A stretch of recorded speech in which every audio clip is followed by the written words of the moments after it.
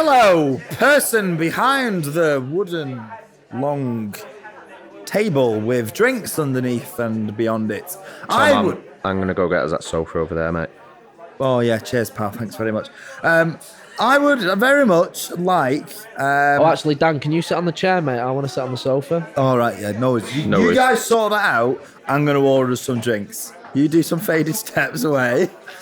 I'd love, and absolutely love, a stein of beer, a nice curvaceous glass of a Coca-Cola, and a lovely, scrumptious, it's raw, rum and coke, please. Thank you very much. If I get this right, I'll be really happy. That was it. Nope. Nope. There we go. Nice, we got there. Very good. Sorry. Thank you. Now then. I need to know what that is. I don't Don't say now then. Can't be saying that anymore. We'll have less of that. Now then. Now, my name is Thomas of the Millshire Estate. My name's Daniel of the Benham Estate. Nice. Why Who are you? My microphone during this segment will be muted because I'm adjusting it. That's a strange name. Really strange name. I've always thought it was adopted. My name is Joe. I spent 3 years of my life on a sound engineering and design degree, and I only ever apply it to when we are recording this podcast, Benham. Very, very nice. Now, and I graduated with a 2-1. They needed, when you do an exam and they ask, do you need extra line paper, and you have to reference it at the end. That was Joe and his birth certificate, just fit that middle name in. Yeah, no, that's fair. Extra leaf, overleaf. Yeah. Now, for those watching, those eagle-eyed watchers who have watched all previous 29 episodes, you may notice some slight differences. Whilst I was at the bar ordering drinks, these fellas very kindly and very, very efficiently managed to cadge us a nice comfy sofa. What? And a chair. A very nice chair. What do you think? Sorry to interrupt. I feel like this is just slowly drooping. And I think I'm no longer going to touch it, and I can guarantee by the end of the episode, its end location will be very different from where it is now. I think it's you getting higher and higher, both literally and figuratively. No, because it's a physical representation of how long we've got left on the show as well. It's like the doomsday clock of a few scoops. Thank you very much for watching. Episode 30. Welcome back. And it's not just episode 30. It is also National Don't Cry Over Spilt Milk Day. Don't cry.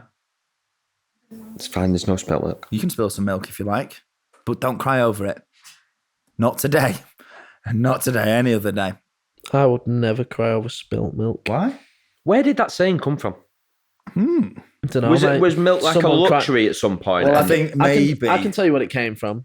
It came from someone crying over spilt milk, and someone walked up to him and went, "Don't cry over spilt milk." And they probably just went, yeah. In 1,000 years, people will still say that, and they'll sit there on a podcast and go, where did this come from? On a podcast on a comfy sofa. Yeah. Oh, look at us. Exactly. No long bar table. Exactly. We have joined we're following the stereotype of podcast now. The lounging. Yeah, 3 white guys chatting shit.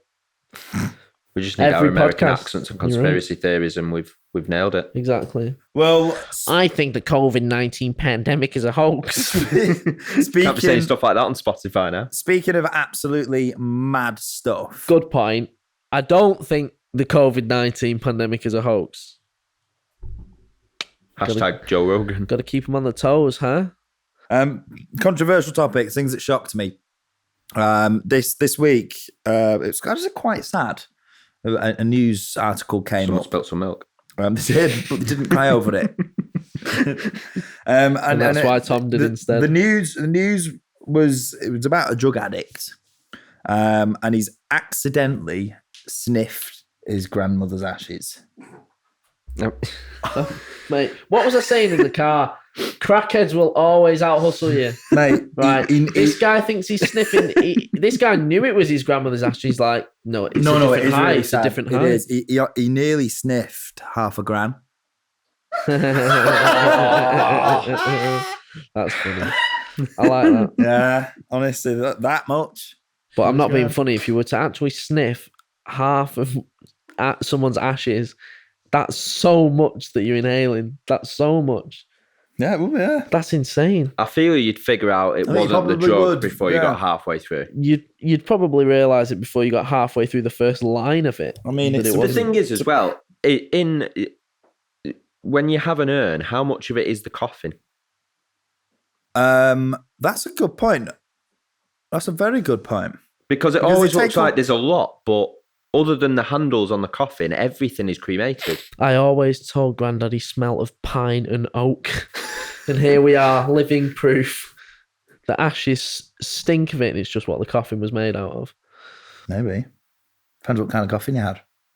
Also, do you guys know the difference between a coffin and a casket? One's something that you put a deceased body in. And the other's when you have a cold. The other one, yeah, is when you're ill, COVID. Coffin. I got it. But I was asking a serious question. I don't know the difference. What is the difference? So a casket Tell us the difference. A casket is for when people can sell caskets in the UK, but caskets are for use when the body's being openly displayed. Ah, right. Open caskets. You never get an open coffin. Exactly.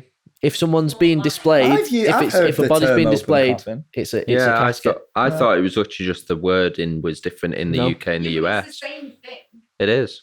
We have open coffins over here. Yeah. But a casket specifically, they are for when the body is being displayed. Still goes in the fucking ground. Yeah, I know what you're saying. No, I don't mean like that. I mean, if say you have a private viewing with just a few family members to go and see the dead person. I'm not talking about a private viewing. Same. No, I don't mean it like that. I mean, it's the same thing that you see them in. If they're in a coffin, it'd be the same thing that's at the funeral closed. It isn't like a different thing. It's still a coffin.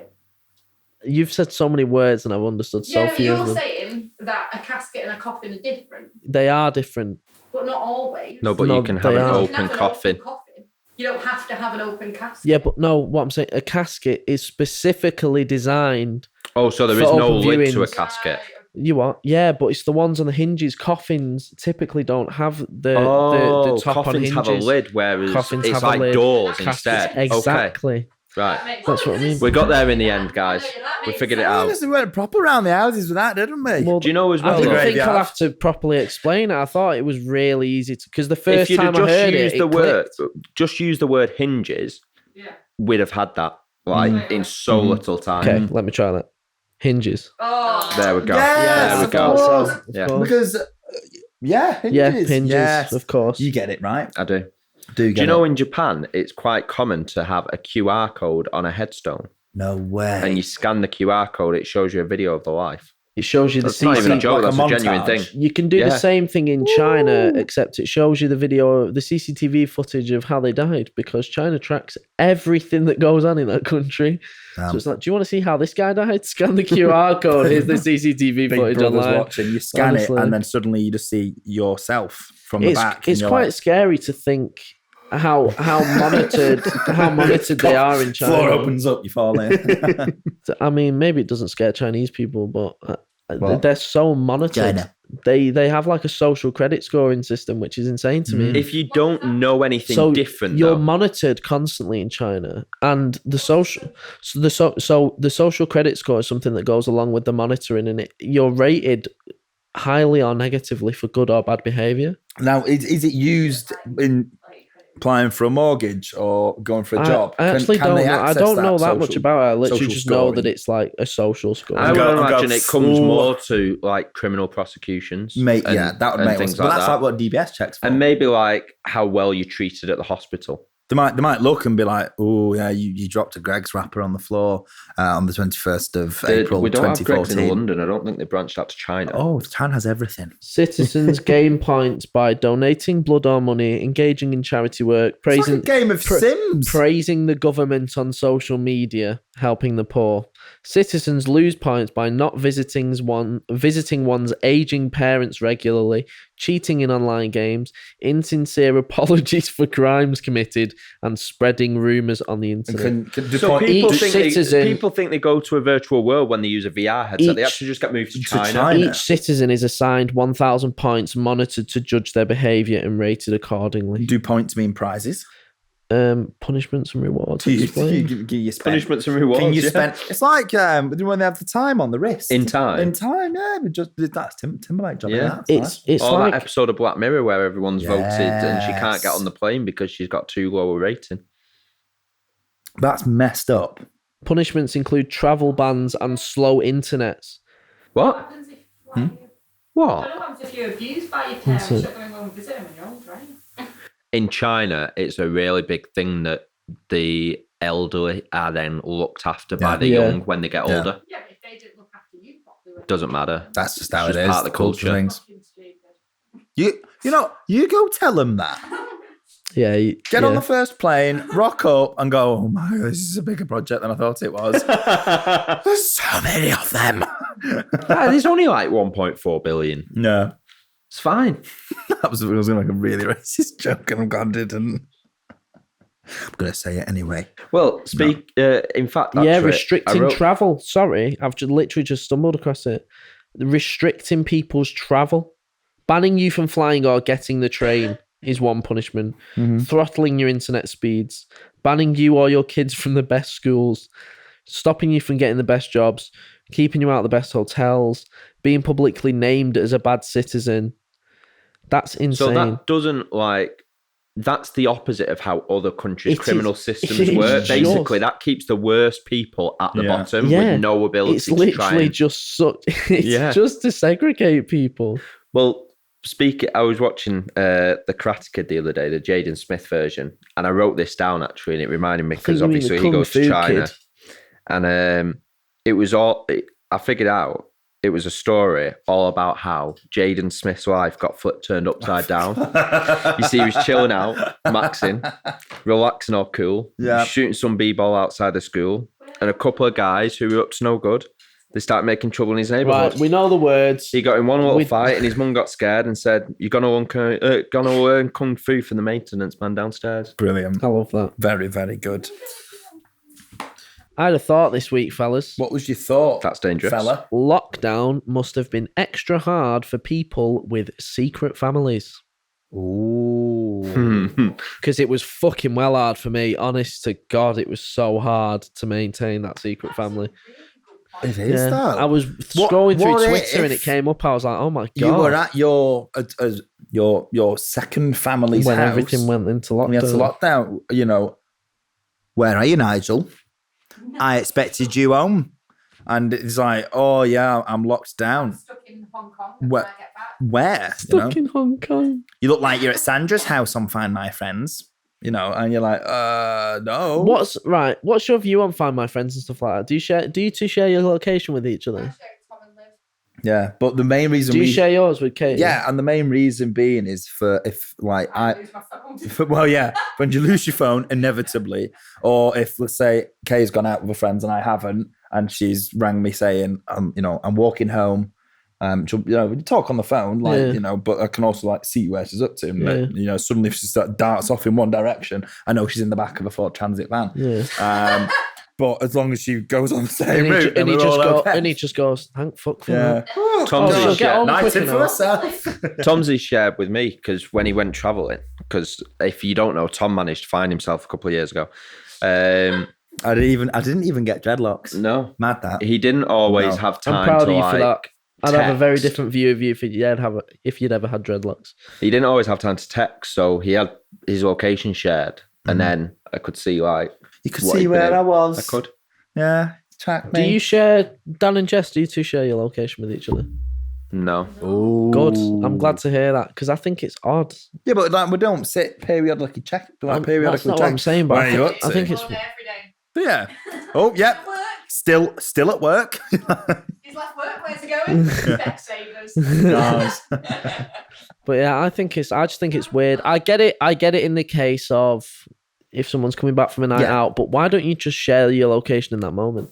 I share it with Liv for the pure reason that every time we go out together, I lose my phone. How? Running from back. Well, that... See, this is what I don't understand when people like... There's someone we know that used to go out with one of my friends, and I'm not going to say either name. This is very elusive. But they used to... I'll give you one story. They ended up on a motorway halfway between Manchester and Leeds once, and the police had to come and pick them up. How did they get there? They'd got in a taxi and then told the taxi to go to Leeds or wherever, and then on the motorway told the taxi driver that they didn't have the purse or the bag because they'd left it, and to let them out the taxi, kicked up a fuss. So in the end, the taxi driver let them out, and they had to use one of those little phone things, that you used to break down. And the police came and picked them up. It's like, how do you get to that stage? You use those phones the taxi driver to break down? Yeah. So you ring it and you go, break it down now. And then you're like... No. You ring it and you go, help me, please. I'm on the motorway between Manchester and Leeds. And I don't understand how anyone gets to that stage. But you said they got booted out of the taxi. Brilliant story, innit? You know what I mean? Can you imagine old?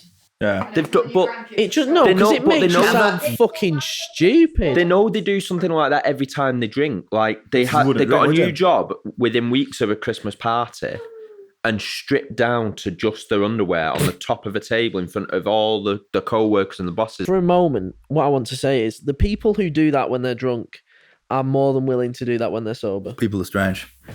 I disagree. I've done many questionable things drunk that I would never do sober. Hello. Every time. Damn. That's why you're always drinking. It makes sense now. Well, no, I do drink quite a lot. Right. Name something that you've done when you're pissed that you would never do when you're sober. I don't want to. Because the people that know that they do it every time they drink and do it regardless, they're doing it intentionally. I disagree.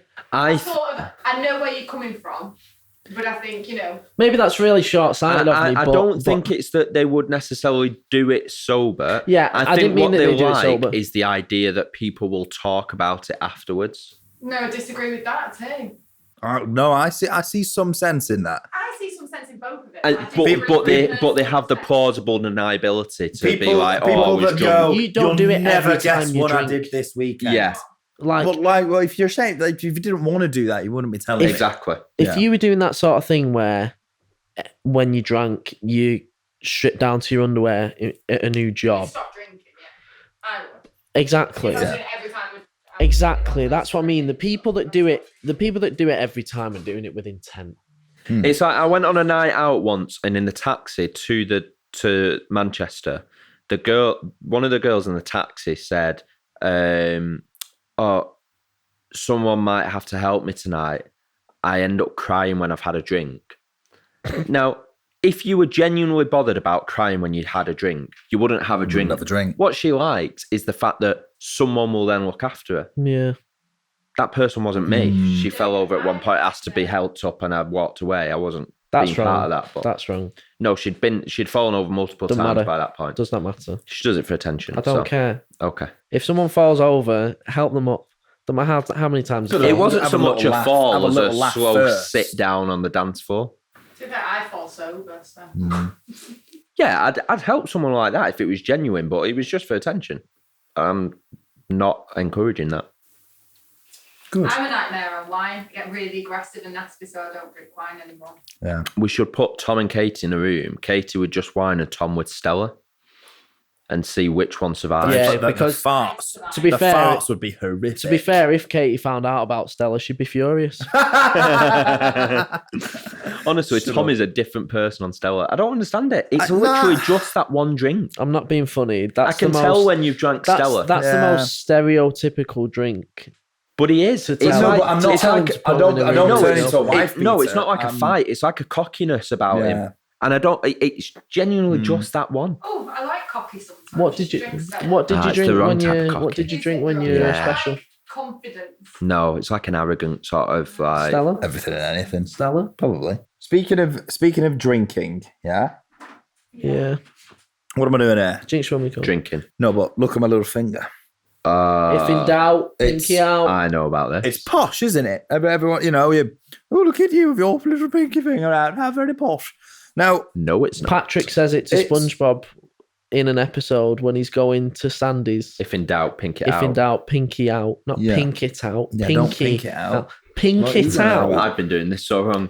I'd like No wonder I got You've all been those saying weird that your looks. whole life. I'd like to give you a little lesson in courtesy, and that it's actually it was the history of sticking out your pinky whilst drinking or drink, because it's very well so to you do. can claim people were trying bullshit as you take. It started and established in France.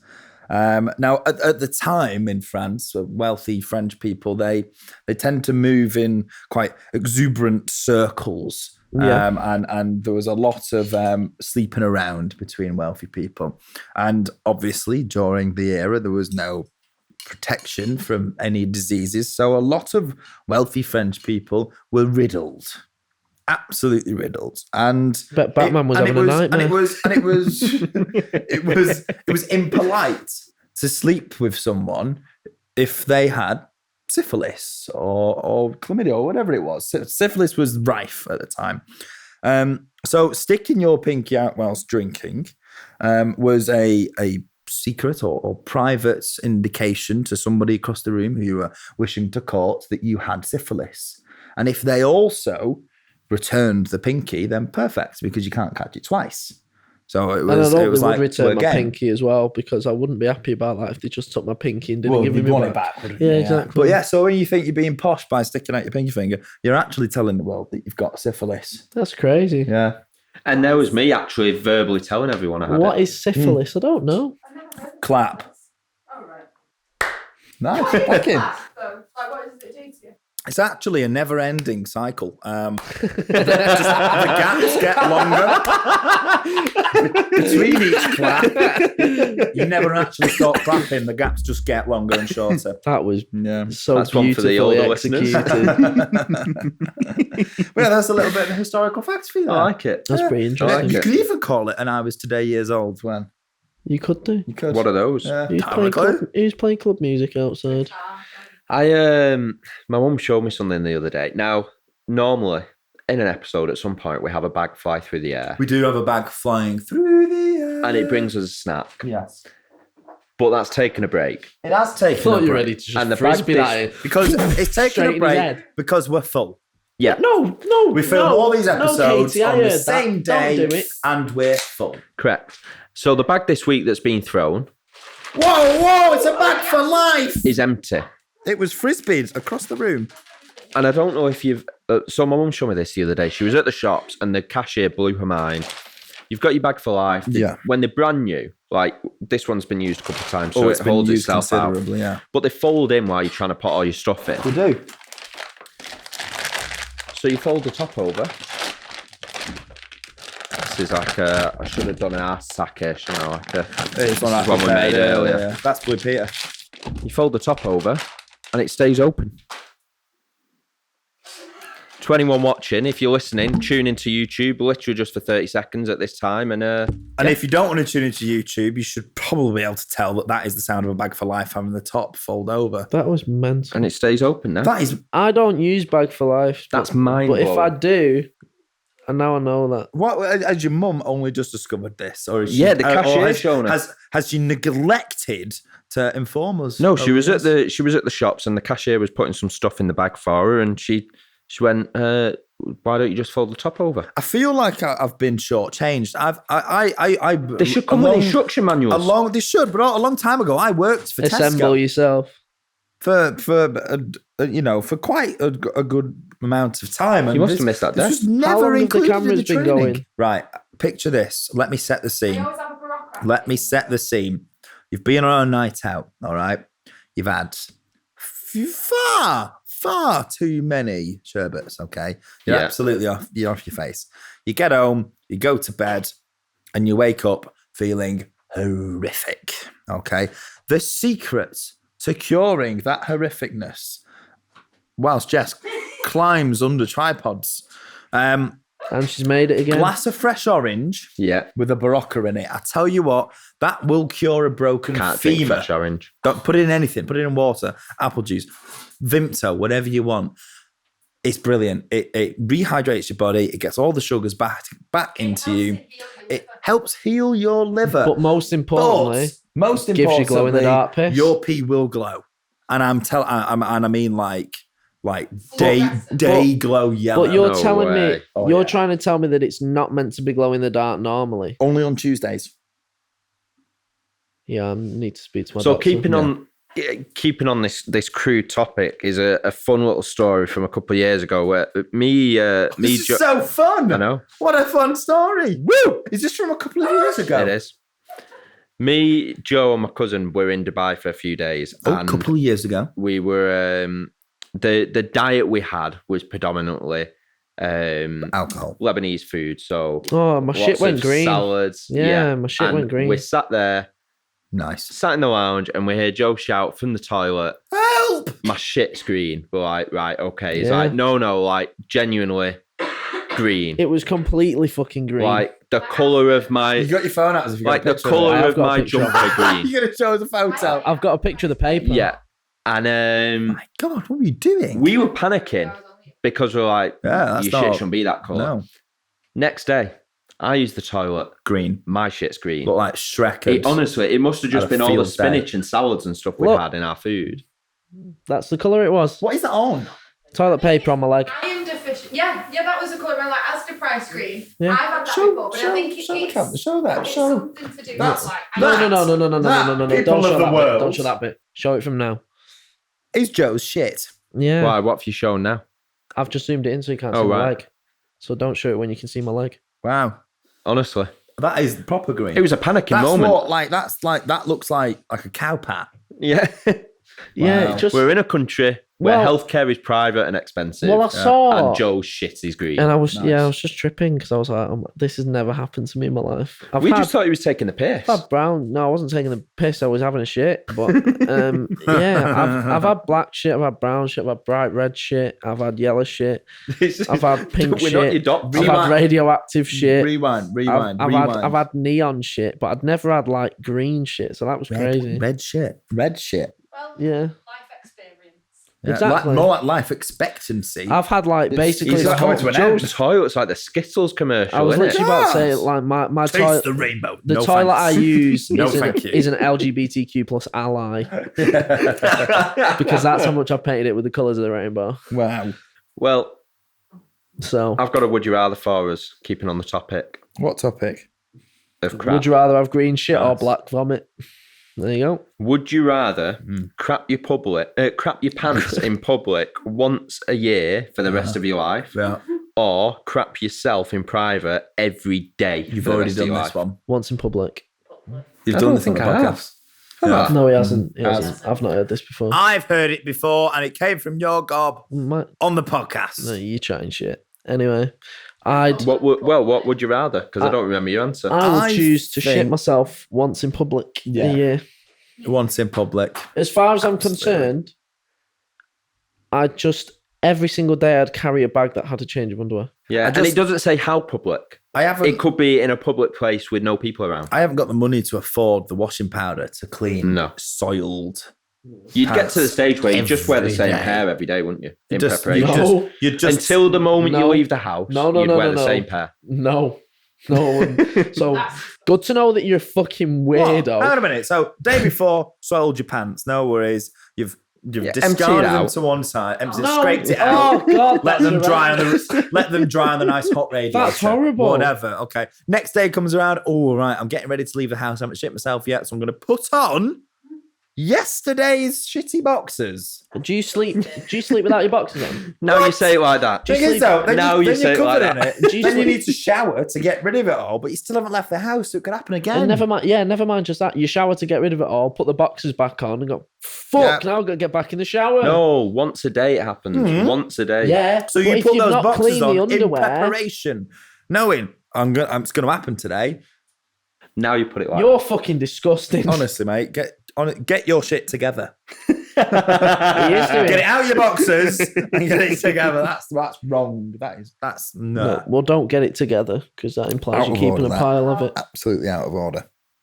Oh, she's got a match on Hinge. Oh, I'll restart. Everyone, Joe has got a match on Hinge. Talk us through it. Damn. What do you mean? Joe was telling me about a dating app. app. The podcast. Talk us about it. I don't know if you've ever heard of this. Joe was telling me about a dating app called Thursday, where you can only use it on Thursdays. Only works on a Thursday. The app only works on Thursdays. So on a Thursday, you toggle the switch for if you want to be, because it's for people who want to match with someone and go on a date with that person weekend. On the same day.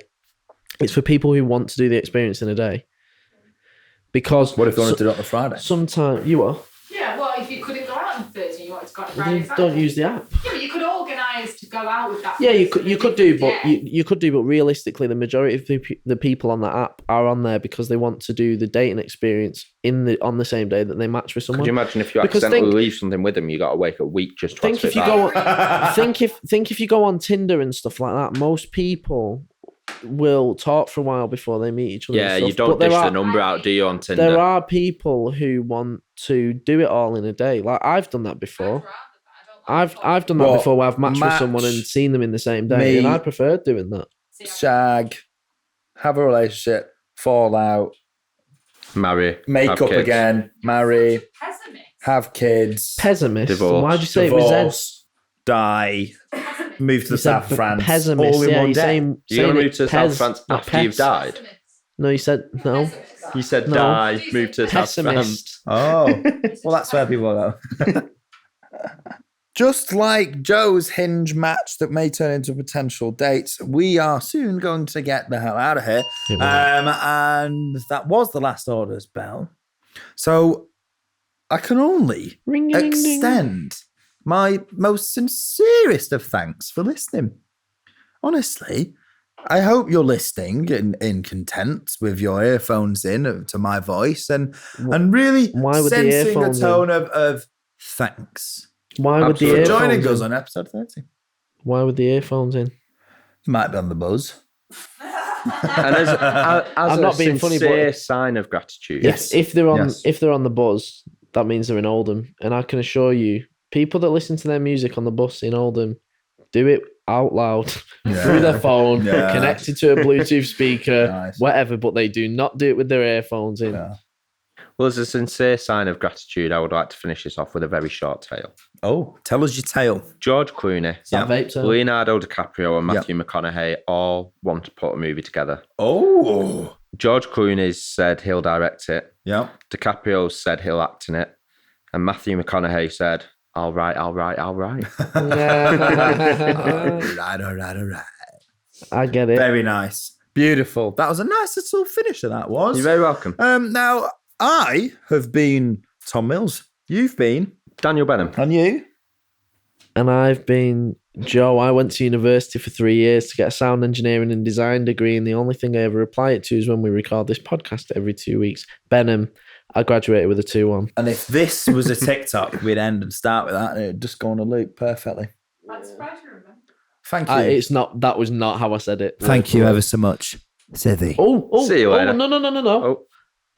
Cheers. Like social distance cheers. Yep. Cheers. Oh, that was nothing in that. Wait, Tom, pass mine to Dan and cheers it. Oh, hang on. Yeah, there you go. Cheers. Hang on. No, if you hold that one, and if I pass that to you pass that to Joe. And I can hold that one, and I can hold this one for you. But then you need to hold that one for me. Yeah, I'll take that one back. Thank you. And then if I put that in there, I pass them all together. Oh, perfect. That, and then you have that one. There we go. Thank you. Cheers. Cheers. See you later.